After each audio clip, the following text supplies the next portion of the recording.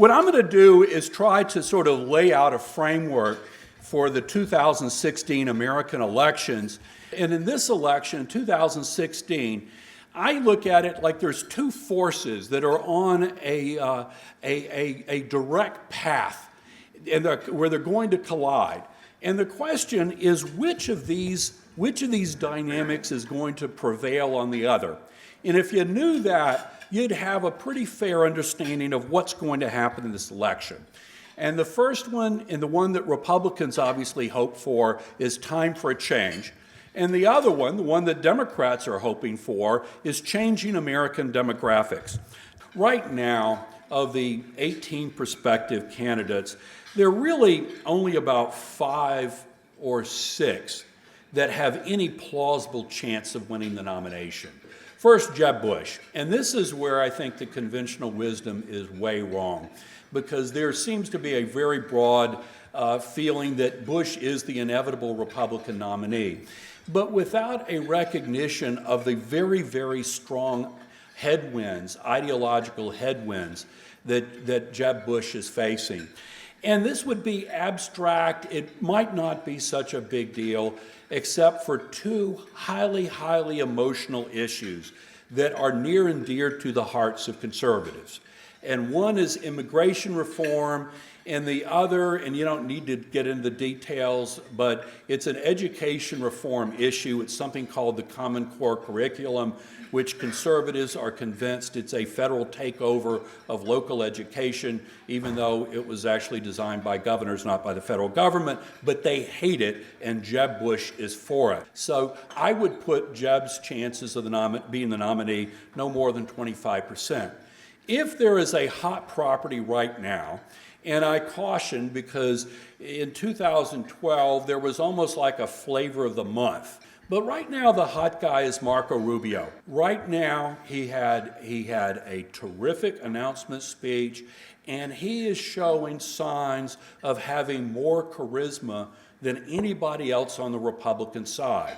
He is a very, very, very effective speaker, and he talks about opportunity in a way that we haven't seen successfully done in the Republican Party really since Ronald Reagan. I'm not comparing him to Ronald Reagan, but this guy's the hot property right this moment.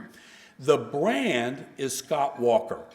And most of you probably know very little about him. He's been elected for not quite 6 years, or been in the governorship of Wisconsin for 6 years. It is a Democratic-leaning state. But Scott Walker owes who he is, his standing in the party, to one thing: that he took on organized labor, specifically the public employee, the teachers' unions. He took them on, he beat them in the legislature. They tried to remove him from office in a recall election. He beat them back. Within the Republican Party, among conservatives, within the business community, Scott Walker became a hero and established a brand that is in conservative credentials absolutely priceless. Among the sort of establishment, Bush, Rubio, and Walker is sort of on the most conservative end of the establishment. But there's still a 25% chance that Republicans do something totally different. The only Democrat that I think can beat Hillary Clinton for the Democratic nomination is Hillary Clinton. And in that sense, she's running against herself. Democrats seem to be inclined to put all their eggs in one basket, but they're not entirely sure what kind of shape the basket's in. And there's a certain nervousness about whether, Hillary is as strong as they hope she would be, or thought a year or so ago that she would be. There's a certain sort of nervousness that's there. Finally, the general election, it is going to be, you start off with maybe 12 states that are basically the same swing states that we saw in 2008, 2012, but it's ultimately going to come down to Florida, Virginia, Ohio, Iowa, Colorado, Nevada. Let me close on this. When I ask pollsters and key strategists on each side, who do you think will be the single most important demographic group? And I get 2 answers. One is white married women, and the other is Latinos. And I had a Republican pollster say, if